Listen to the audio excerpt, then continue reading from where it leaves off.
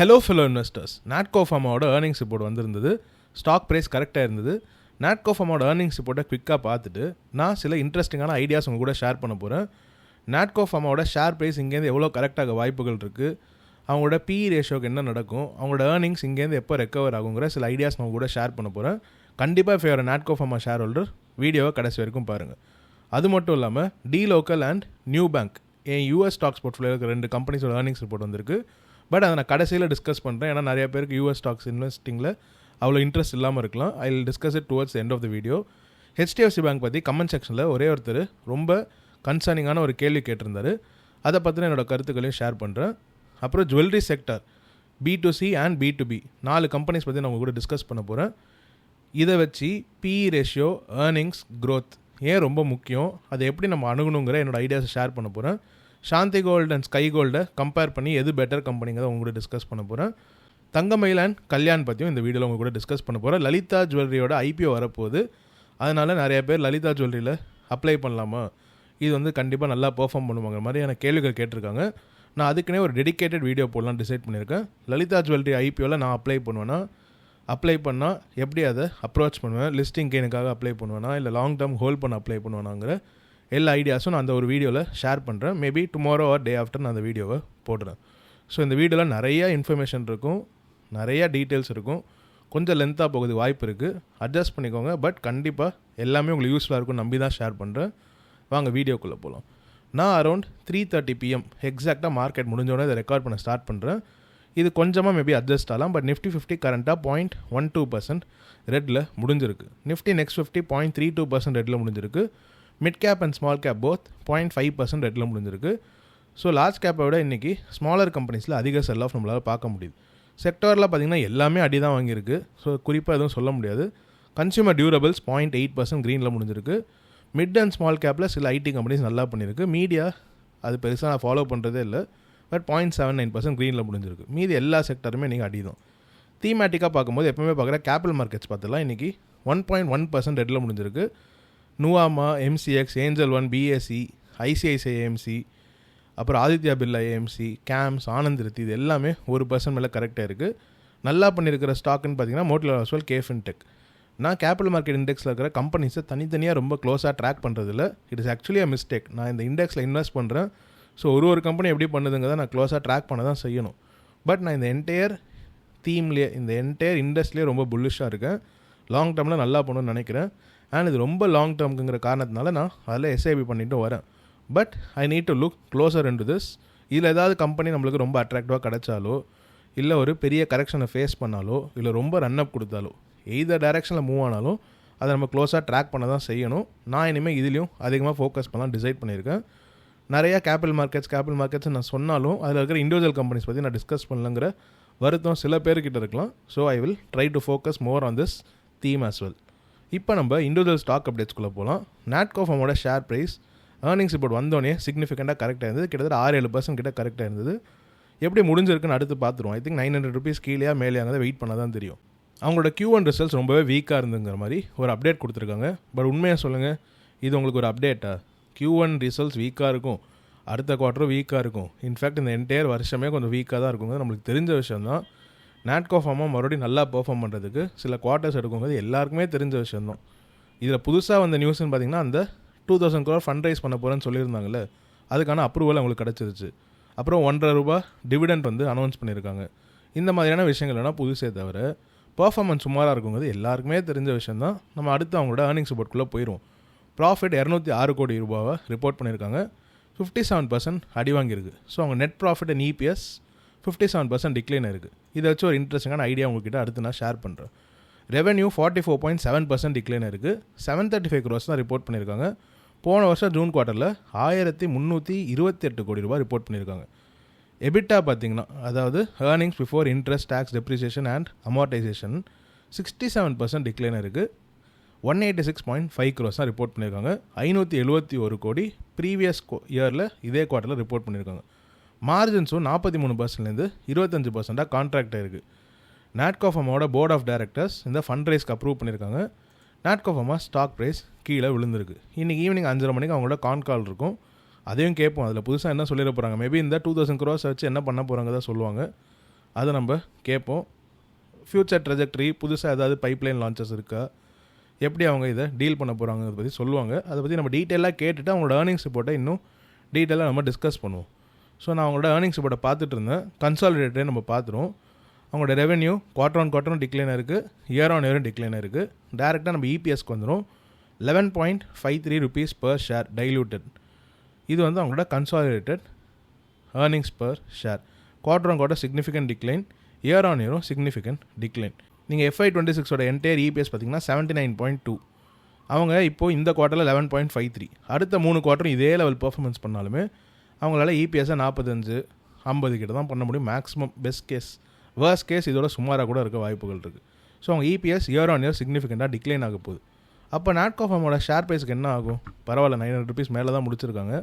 Calc அப்புறம் நாளைக்கு அடிக்கிறாங்களா என்னங்கிறத வெயிட் பண்ணி பார்ப்போம்.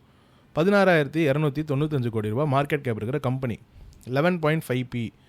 நாட்கோ ஃபார்மா பிஇ சீப்பாக இருக்குன்னு வாங்கின பல பேர் இருக்காங்க. நானுமே அதுக்காக வாங்கினேன். பட் நான் பிஇ சீப்பாக இருக்குங்கிற ஒரே காரணத்தினால மட்டும் வாங்கல. அது என்னங்க தான் உங்ககிட்ட அடுத்து டிஸ்கஸ் பண்ணுறேன். இந்த பிஇ 1,500 ரூபாயில் இருக்கும்போது சீப்பாக இருந்ததுங்கிறது எத்தனை பேருக்கு தெரியுங்கிறத கமெண்ட் செக்ஷனில் ஷேர் பண்ணுங்கள்.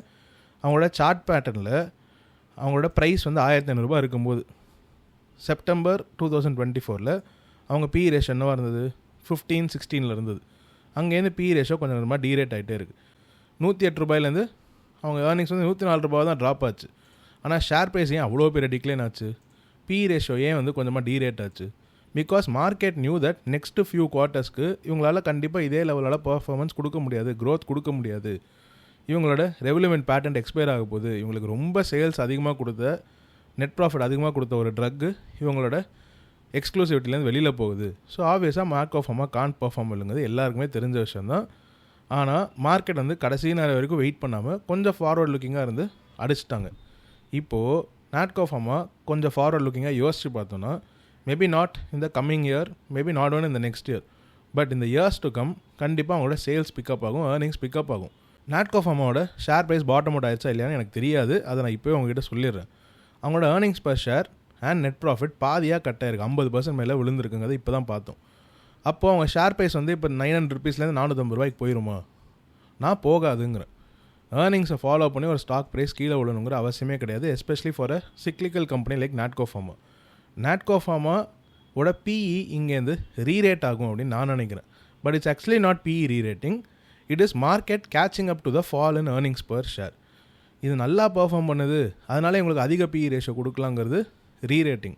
நாட்கோ ஃபார்மாவில் பிஇ ரேஷோ ஏறப்போகுது, நீங்களே பாருங்கள், கண்டிப்பாக அது நடக்குங்கிறத நான் நம்புகிறேன்.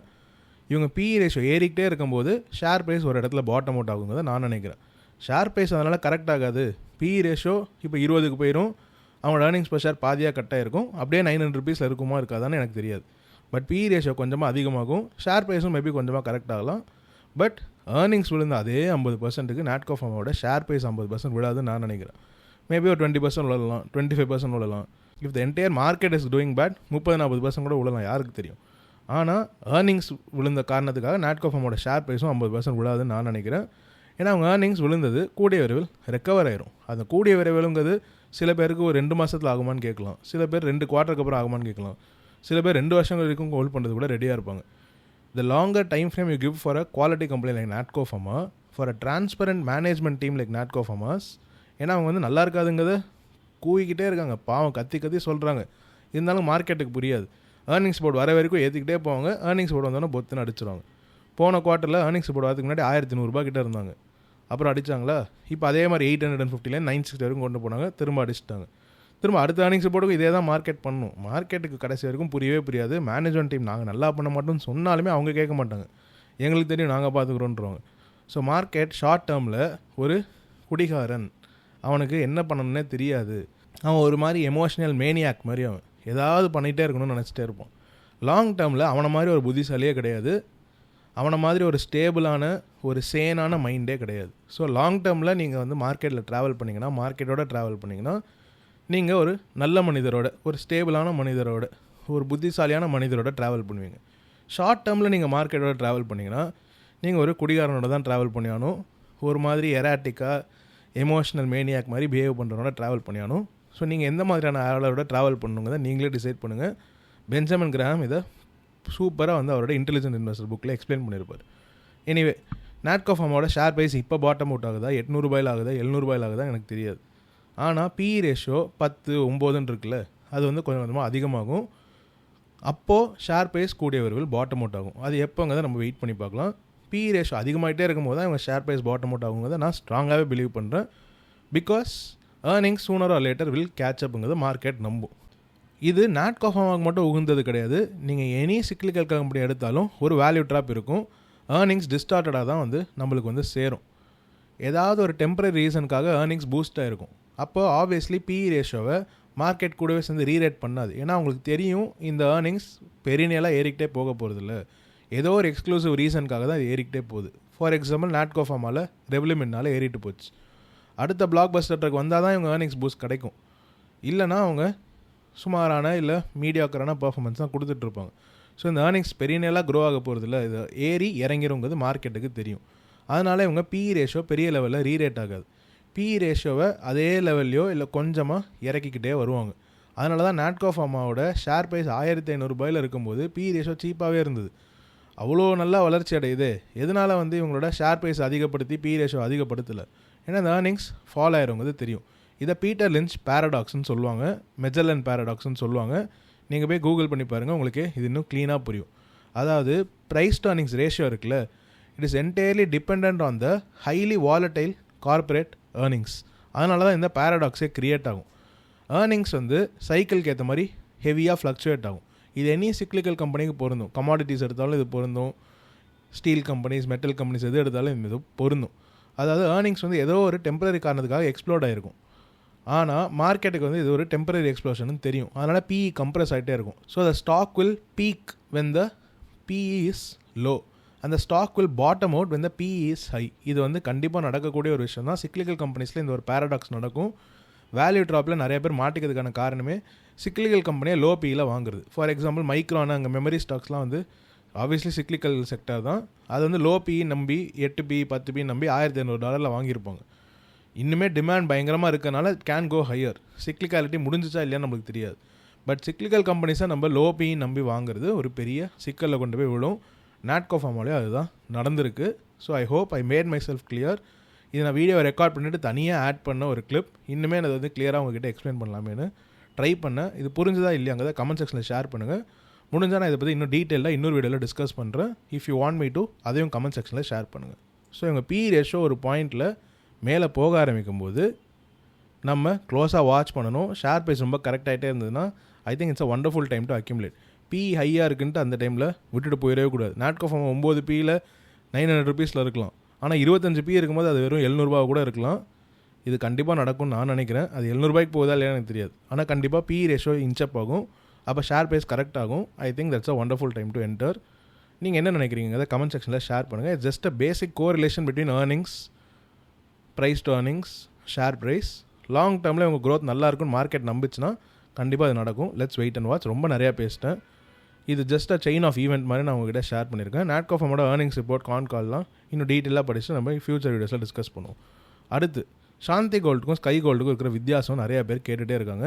சாந்தி கோல்டில் முக்கியமாக இன்வெஸ்ட் பண்ணலாமா வேணாமாங்கிற மாதிரி கேட்டுகிட்டே இருக்காங்க. I think someone is hyping pumping the stock. எந்த பெரிய இன்ஃப்ளூயன்சர் பண்ணுறாங்கன்னு தெரில.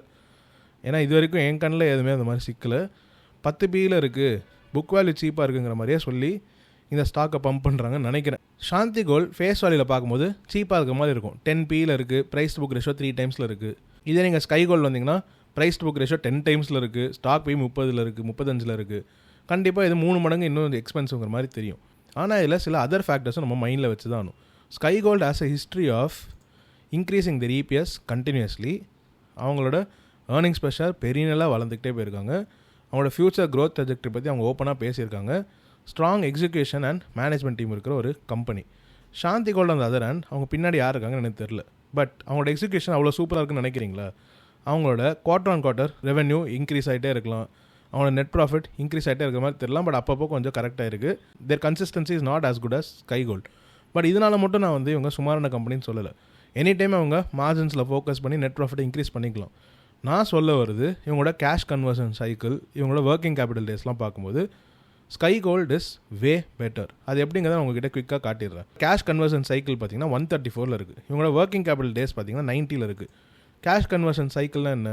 It relates to trade receivables, payables, இதெல்லாம் எல்லாத்தையும் எடுத்துகிட்டு இவங்களோட இன்வென்ட்ரிலேருந்து வெளியில் போகிற அந்த பர்டிகுலர் ப்ராடக்ட்டுக்கு எவ்வளோ சீக்கிரம் கேஷாக கன்வெர்ட் ஆகி இவங்ககிட்ட கிடைக்குது த்ரூ சேல்ஸுங்கிறது தான் கேஷ் கன்வர்ஷன் சைக்கிள். அதுக்கு 134 நாள் இவங்களுக்கு எடுக்குது. ஒர்க்கிங் கேபிட்டல் டேஸ் பார்த்தீங்கன்னா 90. இது பேலன்ஸ் ஷீட் ரிலேட்டட். இதுக்குள்ளே நம்ம ரொம்ப டீப்பாக போகிறத விட்டுருவோம். இதே நீங்கள் ஸ்கை கோல்டுக்கு வந்து பாருங்கள், இதோட எவ்வளோ கம்மியாக இருக்குங்கிறத பாருங்கள். அதுக்கு 134 and 90, இங்கே 77 and 28. They are executing and managing the business on a way higher level. இவங்க எக்ஸிக்யூஷன் நிஜமாலே தரமாக இருக்குது. இவங்களோட கேஷ் கன்வர்ஷன் சைக்கிள் ரொம்பவே கம்மியாக இருக்குது கம்பேர்ட் டு சாந்தி கோல்ட். இவங்களோட ஒர்க்கிங் கேபிட்டல் டேஸ் 28 days தான், அங்கே வந்து 90 நாள். So obviously execution also matters. வெறும் ஏர்னிங்ஸ் பர் ஷேர், ரெவன்யூ க்ரோத்தை மட்டும் பார்த்து நம்ம பிளைண்டாக வாங்க முடியாது.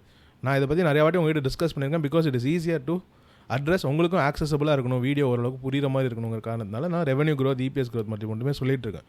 ஆனால் இந்த cash conversion cycle, working capital டேஸ்லாம் ரொம்பவே முக்கியமான ஒரு விஷயம். அவங்க எக்ஸிக்யூஷன் எவ்வளோ ஸ்ட்ராங்காக இருக்குது, இவங்க கஸ்டமர் கிட்டேருந்து, இவங்களோட கிளைண்ட்ஸ் கிட்டேருந்து பணத்தை டிரைவ் பண்ணுறாங்களே, அது எவ்வளோ எஃபிஷியண்ட்டாக பண்ணுறாங்கிறத இதை சொல்லும். Sky Gold is doing way better. வெறும் சீப்பாக இருக்குங்கிற ஒரே காரணத்தால் ஒரு கம்பெனி நல்லா இருக்குங்கிற அவசியமே கிடையாது. Cheap can get cheaper. Shanthi Gold நல்லா பண்ணலாம். ஏர்லி டேஸ் ஆஃப் ஸ்கை கோல்டில் இந்த மாதிரியான இஷ்யூஸ் இருந்திருக்கலாம். ஸ்கை கோல்டு அளவுக்கு அவங்களும் வளர்ச்சி அடையலாம். But why should I take a risk when Sky Gold is already performing well? எனக்கு எப்பவுமே இண்டஸ்ட்ரியில் இருக்கிற டாப் பிளேஸில் இன்வெஸ்ட் பண்ணணும் தான் ஆசை. சிஎம்எஸ்ஆர், ரேடியன்ட் சிஎம்எஸ்ஆர் நான் ரொம்ப நாள் யோசிச்சிருக்கேன். ஆனால் CMS investors anyway the leader, let me go the லீடர்னு யோசிச்சிருக்கேன். என்விடியா இருக்கும்போது நான் எதுக்கு இன்டெல், ஏஎம்டியில் இன்வெஸ்ட் பண்ணணும் தான் யோசிப்பேன். இல்லைனா இப்போ நியோ க்ளவுட்ஸில் கோர்வீவ், நெபியஸ்க்கு பதில் நான் எதனால் வந்து இந்த ஐரன் இல்லை other bitcoin miners converted into neo க்ளவுட்ஸ்லாம் இன்வெஸ்ட் பண்ணணும் தான் யோசிப்பேன்.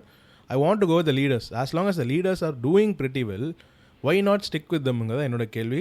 அதிக ரிஸ்க் எடுத்து அதிக ரிட்டர்ன் பார்க்கலாங்கிறது ஓரளவுக்கு நல்ல முடிவாக இருந்தாலும் எல்லா இடத்துலையும் அது நல்ல முடிவாக இருக்காது. இந்த லீடரே 30% க்ரோத் கொடுக்கும்போது நான் எதுக்கு வந்து அதே லெவல் ஆஃப் க்ரோத்துக்கு அதிக ரிஸ்க் எடுக்கணும்? அவங்க மார்க்கெட் கேப் கம்மியாக இருக்குங்கிற காரணத்துக்காகவா? கண்டிப்பாக பண்ண மாட்டேன். அவங்க பிஇ ரேஷியோ கம்மியாக இருக்குங்கிற காரணத்துக்காகவா? கண்டிப்பாக பண்ண மாட்டேன். அவங்க எக்ஸிக்யூஷனும் தரமாக இருக்குது, கண்டிப்பாக அவங்க சூப்பராக பண்ணுறாங்கன்னு தெரிஞ்சதுன்னா maybe even at a higher price when I'm more comfortable holding and buying a company like Shanthi Gold நான் வாங்கிட்டு போகிறேன். இப்போவே அது ஏர்லி டேஸ்லேயே போய் பிடிச்சி ராகேஷ் சுந்தர்னால டைட்டனில் இப்படி பண்ணார், நானும் பண்ணிக்கிறேன்னு எனக்கு சூடு போட்டுக்கிட்டு பண்ணி அது இறங்கிறத பார்க்கும்போது கண்டிப்பாக எனக்கு மன வருத்தமாக இருக்கும். நான் மறுபடியும் சொல்லிக்கிறேன், I'm not bearish on Shanthi Gold. I just think Sky Gold is a way better company.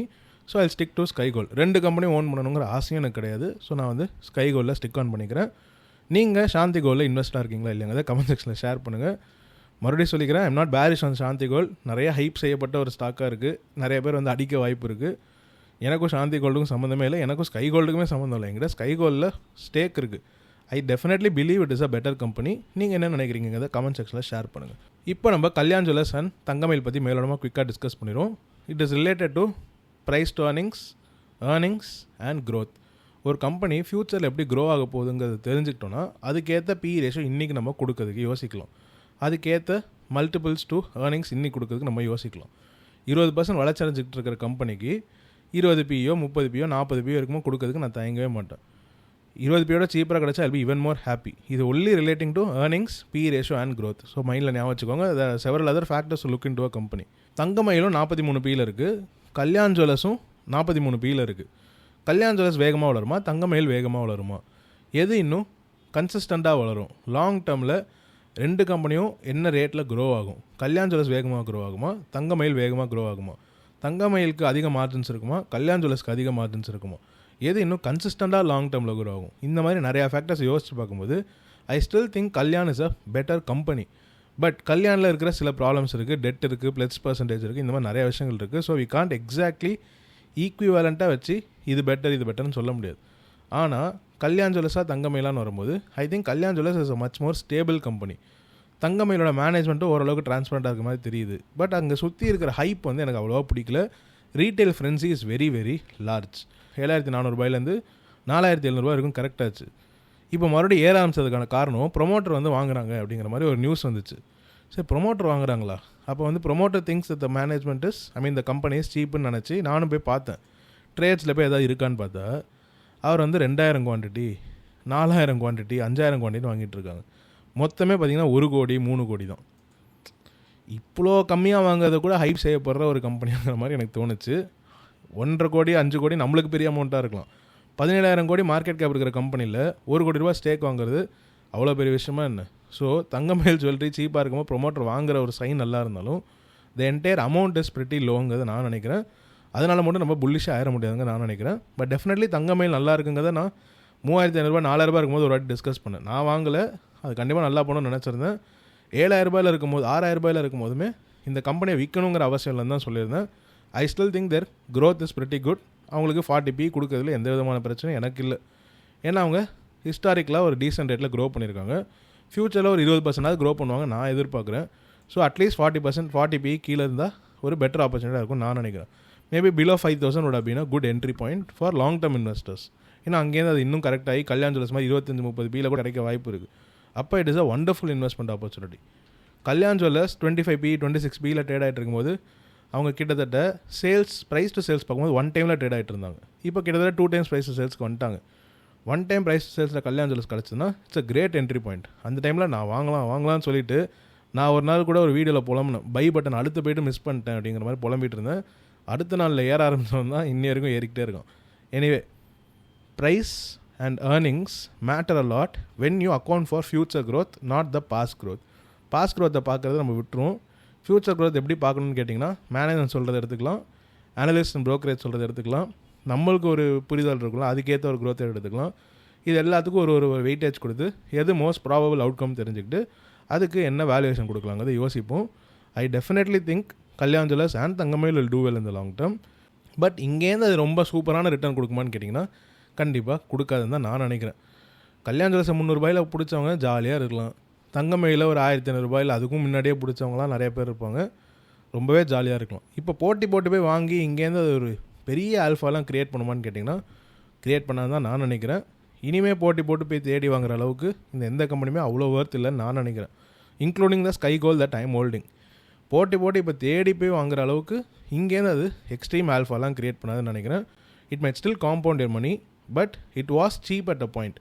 அங்கே விட்டுட்டு இப்போ ரன்னப் கொடுக்க ஆரம்பிச்சதுக்கப்புறம் துரத்தி போய் வாங்குறது psychologically behaviourally it's not a good trade for an இன்வெஸ்டங்கிற ஒரே காரணத்தினாலே இதை நான் ஒரு அவாய்டுன்னு தான் நான் சொல்லுவேன். நீங்கள் என்ன நினைக்கிறீங்கிறத கமெண்ட் செக்ஷனில் ஷேர் பண்ணுங்கள். குவிக்காக பெக் ரேஷோவை ஒரு வாட்டி புரிய வச்சுறேன். Shanthi Gold, Sky Gold, Kalyan Jewellers, Thangamayil இந்த மாதிரி நிறைய கம்பெனிஸை நம்ம பார்த்துருந்தோம்.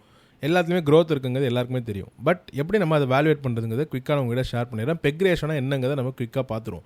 பீட்டர் லின்ச் அடிக்கடி யூஸ் பண்ணுற ஒரு மெட்ரிக்கும் கூட. அவர் பெக் ரேஷோ 1 இருந்ததுன்னா ஃபேர்லி வேல்யூடுங்கிறாரு, 1 கீழே இருந்தால் அண்டர் வேல்யூடுங்கிறாரு, 1 மேலே இருந்தால் ஓவர் வேல்யூடுன்னு கேட்குறாரு. பெக் ரேஷோனா என்ன? PE ratio by growth rate. PE ரேஷோனா என்ன? Share price of a company by the earnings per share. சிம்பிளாக PE ratio equal to share price of a company by the earnings per share. இது ரெண்டுமே நம்மளுக்கு ஆப்வியஸாக ஈஸியாக கிடைக்கிற ஒரு டேட்டா தான். இந்த பிஇ ரேஷியோ நம்ம பார்த்ததுக்கப்புறம் இவங்களோட க்ரோத் ரேட் ஒன்று இருக்கும். அதாவது அடுத்த 2 வருஷத்துக்கு அடுத்த 5 வருஷத்துக்கு இவங்க என்ன ரேட்டில் க்ரோ பண்ணுவாங்கன்னு நம்ம அனுமானமாக ப்ரொஜெக்ட் பண்ணுறோமோ with assumptions with projections 15% grow ஆவாங்க, 20% க்ரோ ஆவாங்கன்னு ஒரு ரேட் கிடைக்குதுல்ல. பிஇ ரேஷியோ பை அந்த ரேட் போட்டிங்கன்னா உங்களுக்கு பெக் ரேஷியோ கிடைக்கும். 20pயில் ட்ரேட் ஆகிட்டு இருக்கிற கம்பெனி 20% வளர்ச்சி அடைஞ்சாங்கன்னா அவங்க பெக் ரேஷியோ 1ன்னு எடுத்துக்கலாம். 20% க்ரோ ஆகிற கம்பெனி 30pயில் கிடச்சாங்கன்னா உங்களோட பெக் ரேஷியோ 1.5 ஆயிரும். 20% வளர்கிற கம்பெனி 10pயில் கிடச்சாங்கன்னா பெக் ரேஷியோ 0.5. சிம்பிளாக புரிஞ்சுச்சா? It's basic math. ஸோ இப்போ நம்ம ஈஸியாக பெக் ரேஷியோ புரிஞ்சுக்கிறதுக்கு நம்ம ஒரு சார்ட்டை பார்ப்போம். ஒரு கம்பெனியோட பிஇ ரேஷியோ 20 இருக்குது, கம்பெனி பியோட பிஇ ரேஷியோ 10 இருக்குது. ஃபேஸ் வேல்யூவில் பார்க்குறவன் என்ன சொல்லுவான்? ரெண்டாவது கம்பெனி பி தானுங்க சீப்பு, ₹1 சம்பாதிக்கிறது நான் ₹10 கொடுத்தா போதும். கம்பெனி ஏற்கனவே ₹1 சம்பாதிக்க 20 கொடுக்க வேண்டியிருக்கும், அவங்க பிஇ ரேஷியோ 20 இருக்குல்ல அப்படின்னு தான் சொல்லுவாங்க. ஆனால் ஆக்சுவலாக நம்ம பார்க்க வேண்டியது அவங்களோட earnings per share growth rate or sales growth rate, எது வேணால் எடுத்துக்கலாம். அதை பற்றி நம்ம அடுத்து டிஸ்கஸ் பண்ணுவோம். Earnings per share next few இயர்ஸ்க்கு என்ன க்ரோ ஆகுங்கிறத நம்ம எடுத்துக்கணுமே தவிர இதுக்கு முன்னாடி அவங்க என்ன க்ரோ ஆனாங்கிறத எடுத்துக்கக்கூடாது. நிறையா ஸ்க்ரீனர் ஆப்ஸில் past earnings per share growth ரேட்டோ பாஸ்ட் நெட் ப்ராஃபிட் க்ரோத் ரேட்டோ எடுத்து மட்டும்தான் அவங்க ஸ்க்ரீனரில் பெக் ரேஷியோ அப்படிங்கிறத கொடுப்பாங்க. அதை நம்ம மைண்டில் எடுத்துக்கவே கூடாது. இன்னிலேருந்து அவங்க என்ன வளர்ச்சி அடுத்த சில வருடங்களுக்கு கொடுப்பாங்க, உங்களோட டைம் ஹொரைசன் என்னவோ 5 வருஷமா 3 வருஷமா 10 வருஷமோ ஏதோ ஒன்று என்ன ரேட்டில் க்ரோ ஆகுங்கிறத தெரிஞ்சுக்கிட்டு அதை நம்ம பிஇ ரேஷியோலேருந்து டிவைட் பண்ணோன்னா உங்களுக்கு பெக் ரேஷியோ கிடைக்கும். ஸோ இப்போ கம்பெனியே 20pயில் இருந்தாலும் அவங்க 30% வளர்ச்சி அடைய போகிறாங்க. கம்பெனி 10pயில் தான் இருந்தாலும் 8% தான் வளர்ச்சி அடைய போகிறாங்க. இப்போ எது சீப்பு? பெக் ரேஷியோ வச்சு பார்க்கும்போது கம்பெனிக்கு 0.66 தான் கிடைக்குது. கம்பெனி பிக்கு 1.25 கிடைக்குது. ஸோ சீப்பர்னு பார்க்கும்போது it is obviously company A despite their P ratio being higher. இது நிறைய பேருக்கு தெரிஞ்ச விஷயமா இருக்கலாம், இது நான் ஏற்கனவே சொன்ன ஒரு விஷயமும் கூட. பட் புதுசாக பார்க்குறவங்களுக்காக மறுபடியும் ஒரு வாட்டி சொல்லிக்கிறேன். I hope I am not wasting your time. Modern GARP இன்வெஸ்டர்ஸ்லாம் PEG ratio of 2 or below இருந்தாலே அது அட்ராக்டிவான இன்வெஸ்ட்மெண்ட் ஆப்பர்ச்சுனிட்டி தான் சொல்கிறாங்க. நானுமே அதான் நினைக்கிறேன். 1 கீழே வாங்குறதுலாம் இப்போ மார்க்கெட்டில் கிடைக்கிறதே ரொம்ப கஷ்டம். I think you can give a slight premium for a company that has a long durability. ரொம்ப வருஷத்துக்கு க்ரோ ஆகும், இந்த ரேட்டில் க்ரோ ஆகும் தெரியிற கம்பெனிக்கு நீங்கள் 2 பெக் ரேஷியோ கொடுத்தா கூட அது நாட் தட் பேடுன்னு தான் நான் நினைக்கிறேன். ஏன்னா we live in a relatively low interest world. முன்னாடி இன்ட்ரெஸ்ட் ரேட்ஸ்லாம் ரொம்ப அதிகமாக இருந்தது, இப்போ இன்ட்ரெஸ்ட் ரேட்ஸ் ரொம்ப கம்மியாக இருக்குது. இப்போது பெக் ரேஷியோ நம்ம இன்னும் சிம்பிளாக புரிஞ்சுக்கிறதுக்கு கம்பெனியும் கம்பேர் பண்ணி பார்த்தோம். கம்பெனி ஏ இஸ் சீப்பருங்கிறத தெரிஞ்சிருந்தோம். We need to work with future growth rate, not historical rate. இதை மைண்டில் நல்லா ஞாபகம் வச்சுக்கோங்க. Always account for earning and valuation cyclicality. P ratio ரொம்ப சீப்பாக இருக்கிற கம்பெனியோட பி ரேஷியோ அதிகமாகிட்டே போகிறதுக்கான வாய்ப்புகள் இருக்குது, ஷேர் ப்ரைஸ் கம்மியாகிட்டே போகிறதுக்கான வாய்ப்புகள் இருக்குது. அவங்க ஏர்னிங்ஸ் குறைஞ்சிக்கிட்டே இருந்தால் இப்போ தான் நாட்கோ ஃபார்மா ஒரு எக்ஸாம்பிளாக சொன்னேன். ஸோ சிக்லிகாலிட்டியும் மைண்டில் ஞாபகம் வச்சுக்கோங்க. I hope this was helpful to you. இப்போ கார்ப் ஸ்ட்ராட்டஜியில் சம்டைம்ஸ் இபிஎஸ் க்ரோத் ரேட்டு இல்லாத கம்பெனியாக இருக்கலாம். அப்போ நம்ம வந்து சேல்ஸ் க்ரோத்தை இபிஎஸை விட ப்ரிஃபர் பண்ணலாம். இல்லை இபிஎஸில் கொஞ்சம் ஃப்ளக்சுவேஷன்ஸ் இருக்கலாம், ஏன்னா கம்பெனி க்ரோத்துக்கு இம்பார்ட்டன்ஸ் கொடுக்கறதுக்காக மார்ஜின்ஸை காம்ப்ரமைஸ் பண்ணுவாங்க. இந்த மாதிரியான இன்ஸ்டன்சஸில் நம்ம சேல்ஸ் க்ரோத்துக்கு ப்ரிஃபரன்ஸ் கொடுக்கலாம். நான் சேல்ஸ் க்ரோத் இபிஎஸ் க்ரோத் ரெண்டுத்துமே போட்டு பார்த்து தான் சம்டைம்ஸ் டிசைடும் பண்ணுவேன். ரெண்டாவது, use the PEG ratio to balance valuation and growth metrics. வேல்யூவேஷனை வச்சு மட்டும் பார்த்தோன்னா சில கம்பெனி ரொம்ப சீப்பாக தெரியும், சில கம்பெனி ரொம்ப எக்ஸ்பென்சிவாக தெரியும். அது க்ரோத்தோட நம்ம கம்பைன் பண்ணி பார்க்கும்போது தான் அது நிஜமாலே எக்ஸ்பென்சிவாக இல்லைங்க நம்மளுக்கு தெரியும். So PEG ratio is the most important metric when it comes to earnings multiple approach. மூணாவது, total liabilities as a percentage of assets should not exceed 25%. இது கார்ப் ஸ்ட்ராட்டஜி ஃபாலோ பண்ணுறவங்க யூஸ் பண்ணுற ஒரு பேலன்ஸ் ஷீட் மெத்தட். ரெண்டாவது, the business should have a powerful economic moat. அப்போ தான் அவங்க long டேர்மில் க்ரோ பண்ண முடியும். சும்மா அடுத்த 2 வருஷத்துக்கு மட்டும் 25% க்ரோ ஆகிற கம்பெனியை நீங்கள் பெக் ரேஷியோ சீப்பாக வாங்கினாலும் டியூரபிலிட்டி இல்லை, அவங்களுக்கு ஒரு மோட் இல்லைனா மார்க்கெட் அதை போட்டு அடிக்க தான் செய்யும். ஸோ அவங்களுக்கு லாங் டியூரபிலிட்டி இருக்காங்க நம்ம பார்த்துக்கணும். எக்கனாமிக் மோட் இருக்கிற கம்பெனிஸ்க்கு லாங் டியூரபிலிட்டி இருக்கும். ஸோ ஐ ஹோப் இது உங்களுக்கு இன்னும் கிளியராக புரிஞ்சிருக்கும். புதுசாக இந்த வீடியோ பார்க்குறவங்களுக்கு ஹெல்ப்ஃபுல்லாக இருந்ததா, இல்லை ஏற்கனவே பார்த்தவங்களுக்கு கூட மறுபடியும் ரீஅஃபர்மிங்காக இருந்ததாங்க கமெண்ட் செக்ஷனில் ஷேர் பண்ணுங்கள். இப்போது அந்த கொஸ்டினுக்கு வரலாம். HDFC பேங்க் பற்றி பார்த்திபன்கிறவர் ஒருத்தர் கேள்வி கேட்டிருக்காரு. இவர் ரெகுலராக கமெண்ட் பண்ணுற ஒருத்தர் தான். Bro, I am holding HDFC bank for the long term and buying more because the valuation looks attractive. Yes, it looks attractive to me as well. But I'm worried about the 45 crore MSRDC issue, the warning given to the CEO, CFO and senior executive அப்படிங்கிற மாதிரி இவர் சொல்கிறாரு. லா ஃபார்ம்ஸும் இந்த மேட்டரில் இது பண்ணிட்டுருக்காங்க. இதை பற்றி explain பண்ண முடியுமான்னு கேட்குறாரு. இந்த மகாராஷ்டிரா ஸ்டேட் ரோட் டெவலப்மெண்ட் கார்பரேஷனுக்கு ஒரு 45 கோடி இஷ்யூ ஒன்று நம்ம பார்த்துருந்தோம். இவங்களுக்கு அதிக இன்ட்ரெஸ்ட் ரேட் HDFC பேங்க் கொடுத்தாங்க. ஐ திங்க் அதுக்கு ஏதோ ஒரு பேர் கூட இருக்குது, மறந்துச்சு. யாராவது தெரிஞ்சால் குயிக்காக கமெண்ட் செக்ஷனில் ஷேர் பண்ணுங்கள். இந்த மகாராஷ்டிரா ஸ்டேட் ரோட் டெவலப்மெண்ட் கார்பரேஷனுக்கு இவங்க அதிக இன்ட்ரெஸ்ட் கொடுத்ததை மார்க்கெட்டிங்குங்கிற மாதிரி அதை அக்கௌண்ட் பண்ணியிருந்தாங்கங்கிறத ஒரு பெரிய நியூஸாக வந்தது. போட்டு அடி நடித்தாங்க. But this is just a case of business over ரீச்சுங்கிறத ஆடிட் பண்ணி வெளியில் சொல்லிட்டாங்க. இந்த CEO, CFO, சீனியர் எக்ஸிக்யூட்டிவோ அவங்களோட ஜாப் டிஸ்கிரிப்ஷனை தாண்டி போய் இந்த வேலையை பண்ணியிருக்காங்க. இது வந்து not that big of an இஷ்யூங்கிறத ஆடிட் ஃபார்மே வந்து வெளியில் சொல்லிட்டாங்க. So I am not worried about the US law firms looking into this matter. ஆனால் இவங்க பிஸ்னஸ் ஓவர் ரீச் பண்ணது தப்பு தான். அதுக்கு ஒரு ஃபைனாகவும் போட்டிருந்தாங்க. இது வேறு ஒரு பேங்க்குக்கு நடந்திருந்தால் பெரிய லெவல் அடியும் அடிச்சிருப்பாங்க. But everyone else who is audited, the management again has reiterated, analyst are looking into the business has also agreed that there is nothing else found in the bank. இது வந்து ஒரு business over reach தான், எந்த விதமான கன்சர்ன்ஸும் இல்லைங்கிறத சொல்லிட்டாங்க. So எனக்கு இது அவ்வளோ பெரிய ரிஸ்க்காக தெரியல.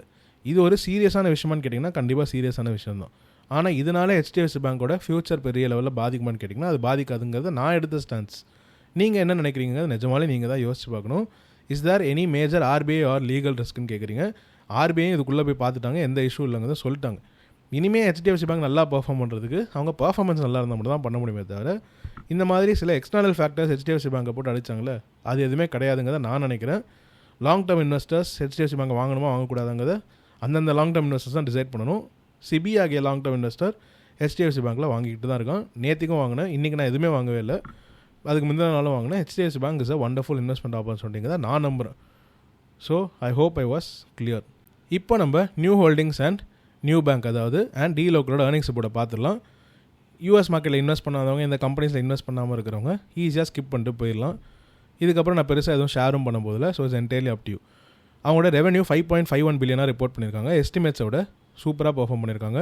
க்ரோத்துமே 50.3% இருக்குது இயர் ஆன் இயர். EPS பார்த்தீங்கன்னா 0.216 ரிப்போர்ட் பண்ணியிருக்காங்க. எஸ்டிமேட்ஸோட பெட்டராக பண்ணியிருக்காங்க. நெட் இன்கம் 1.06 பில்லியனாக ரிப்போர்ட் பண்ணியிருக்காங்க. எஸ்டிமேட்ஸ் 998 மில்லியன் தான். இயர் ஆன் இயர் க்ரோத்தும் பார்த்தீங்கன்னா 66.8%. டோட்டல் அசட்ஸும் 30% வளர்ந்துருக்கு. கிராஸ் ப்ராஃபிட்டும் 50% வளர்ந்துருக்கு. அதர் Q2 மெட்ரிக்ஸ் பார்த்தீங்கன்னா அவங்களோட டோட்டல் இன்ட்ரெஸ்ட் இன்கம் அது வந்து 52% வளர்ந்துருக்கு. EPS வந்து லாஸ்ட் இயர் 0.13 தான் இருந்திருக்கு. இந்த வருஷம் 0.21 இருந்திருக்கு. பேலன்ஸ் ஷீட்டில் பார்க்கும்போது டோட்டல் டெபாசிட்ஸ் 23% வளர்ந்துருக்கு. கிரெடிட் கார்டு ரிசீவபிள்ஸ் 42% வளர்ந்துருக்கு. லோன்ஸ் டு கஸ்டமர்ஸ் 43% வளர்ந்துருக்கு. ஈக்விட்டி 38% வளர்ந்துருக்கு. கிரெடிட் குவாலிட்டியும் பார்த்தீங்கன்னா கிட்டத்தட்ட கிரெடிட் கார்டு கவரேஜ் ரேஷியோ 17.4% இருக்குது. ஸ்டேஜ் 3 கவரேஜ் 85.9% இருக்குது. நேற்றுக்கு இந்த ரிப்போர்ட்டை வெளியிட்டோன்னே நியூ ஹோல்டிங் சூப்பராக பெர்ஃபார்ம் பண்ணியிருந்தது. இதில் ஒரு முக்கியமான விஷயம் இருந்தது. சூப்பர் எல்னினோனால பிரேசிலோட எக்கானமியே வந்து அடி வாங்கும். பிரேசிலோட எக்கானமியே அடி வாங்கும். அது மட்டும் இல்லாமல் இவங்களோட கரன்சி ரொம்பவே சுமாராக பெர்ஃபார்ம் பண்ணுங்கிற மாதிரி சொல்லியிருந்தாங்க. பட் ஆக்சுவலி USD தான் ஸ்ட்ராங்காக இருந்தாலும் பிரேசிலோட கரன்சியுமே நல்லா தான் பெர்ஃபார்ம் பண்ணிகிட்ருக்கு. மெக்சிகோவில் அவங்க தான் இப்போ லார்ஜஸ்ட் டிஜிட்டல் பேங்காக இருக்காங்க இந்த பர்டிகுலர் இயரில். அவங்க ரெவன்யூ 50% வளருது. EPS வந்து சிக்னிஃபிகண்ட்டாக இம்ப்ரூவ் ஆயிருக்கு. ஸ்டாக் ப்ரைஸும் சூப்பராக பெர்ஃபார்ம் பண்ணிகிட்ருக்கு. பிரேசிலியன் மார்க்கெட்டில் இன்னுமே டோட்டல் அட்ரஸபிள் மார்க்கெட் இன்னுமே நிறையா இருக்குது. கொலம்பியாவும் சூப்பராக பண்ணிகிட்ருக்காங்க. யுனைடெட் ஸ்டேட்ஸ்குள்ளேயும் வர போகிறாங்க. அடுத்த 1 or 2 இயர்ஸ்க்குள்ளே வந்துடுவாங்கன்னு நினைக்கிறேன். New bank is doing wonderfully well. என்னால் நேற்று நைட் ஏர்னிங்ஸ் வேலை கேட்க முடியல. லாஸ்ட் 2-3 நாளாக நைட்டு முழிச்சு இந்த கம்பெனிக்கும் முழிக்க முடியல. லோக்கலுக்கும் என்னால் முழிக்க முடியல. பட் டிரான்ஸ்கிரிப்டை படிப்பேன், இல்லை maybe I replay it and watch.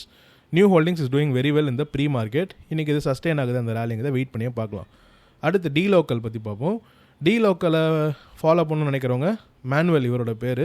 இவரோட எக்ஸ் அக்கௌண்ட்டை ஃபாலோ பண்ணுங்கள். ரெகுலராக வந்து இதை பற்றி போஸ்ட் பண்ணுவார். எவ்ரி ஏர்னிங்ஸை டீட்டெயிலாக கவர் பண்ணுவார். நெபியஸ்லேயும் இவர் one of the early investors. So if you want to follow you can follow this X account. லோக்கலோட Q2 ஏர்னிங்ஸ் ரிப்போர்ட் சூப்பராக இருந்தது. Revenue 399.7 million.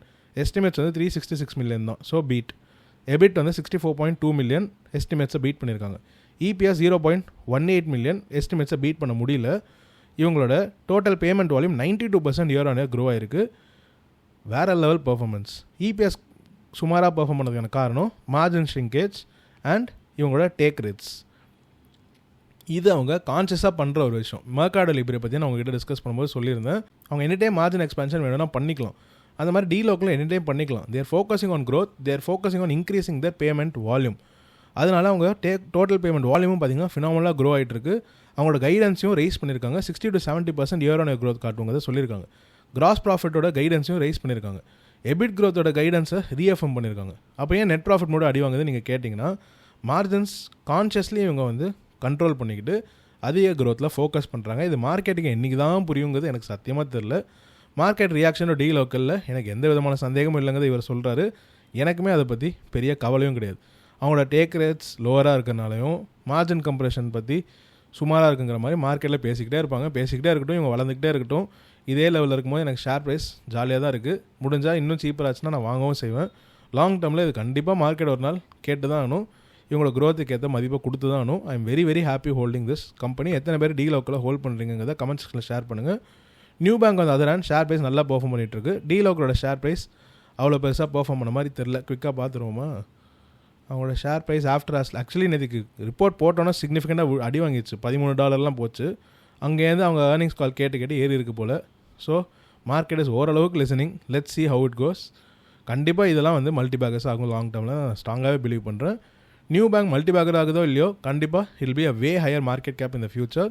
Will be one of the best banks in the world. Obviously alongside SoFi. Pedro and, அதாவது இவர் Mercato லிப்ரேலேருந்து வந்தவர். இப்போது அவர் தான் லோக்கலோட CEO. அவர் CEOவாக லோக்கலில் பதவி ஏற்றதுக்கப்புறம் மார்ச் 2024 ஏற்றதுக்கப்புறம் இவங்களோட டோட்டல் பேமெண்ட் வால்யூமோட க்ரோத் ரேட்டை பாருங்கள். இவர் 2022 ஃபஸ்ட் குவார்ட்டர் முடியும் போது வந்தார்னு நினைக்கிறேன். மார்ச் 2024. ஸோ 2024 49%லேருந்து அவங்க டோட்டல் பேமெண்ட் வால்யூம் டிக்ளைன் ஆச்சா. அதான் இன்ஃப்ளெக்ஷன் பாயிண்ட். அங்கேருந்து அவங்க க்ரோத் ரேட் எப்படி கன்சிஸ்டண்ட்டாக க்ரோ ஆகி இந்த குவார்ட்டரில் 92% க்ரோத் காட்டுறாங்க. he is doing very very well in the company. The company is also doing very very well. அவங்க total payment volume growth significant ஆக்சலரேஷனில் போயிட்டுருக்கு. எனக்கு எந்த விதமான சந்தேகமும் இல்லை. I think he will do wonderfully well. எத்தனை வாட்டி தான் அவர் இதை பற்றி எக்ஸ்பிளைன் பண்ணணும்னு எனக்கு தெரில. Total payment volume growth is way better then lower take rates அப்படிங்கிறத பல வாட்டி ஏர்னிங்ஸ் காலில் டிஸ்கஸ் பண்ணியும் மார்க்கெட் அதை கேட்குற மாதிரி தெரில. எப்போ கேட்குறாங்கன்னு வெயிட் பண்ணியே பார்ப்போம். ஸோ இந்த வீடியோவில் நிறைய அப்டேட்ஸ் பேசியிருந்தோம், நிறைய இன்ஃபர்மேஷன் ஷேர் பண்ணியிருந்தேன், சில இன்சைட்ஃபுல்லான ஐடியாஸும் ஷேர் பண்ணியிருந்தேன்னு நினைக்கிறேன். இதெல்லாம் உங்களுக்கு யூஸ்ஃபுல்லாக இருக்கும்னு நம்புகிறேன். யூஸ்ஃபுல்லாக இருந்ததுன்னா இந்த வீடியோவை லைக் பண்ணுங்கள், ஷேர் பண்ணுங்கள். இந்த சேனலுக்கு சப்ஸ்கிரைப் பண்ணி என்னை சப்போர்ட் பண்ணுங்கள். Thank you so much. Hello fellow investors, இந்த வீடியோவில் டிஸ்கஸ் பண்ணுற எந்த கம்பெனிஸையுமே ஸ்டாக் ரெக்கமெண்டேஷன்ஸாக எடுத்துக்காதீங்க. என்னால் பை கால், ஹோல் கால், செல் கால் எதுவுமே ரெகுலேஷன்ஸ் படி கொடுக்க முடியாது. இது உங்களுக்கு புரியும் நம்புகிறேன். நீங்கள் உங்களோட own research and due diligence பண்ணி மட்டும் ஒரு இன்வெஸ்ட்மெண்ட் டிசிஷன் எடுங்க. முடிஞ்சால் ஒரு நல்ல ஃபினான்ஷியல் அட்வைசர் கிட்ட கேட்டே டிசைட் பண்ணுங்கள். Thank you so much.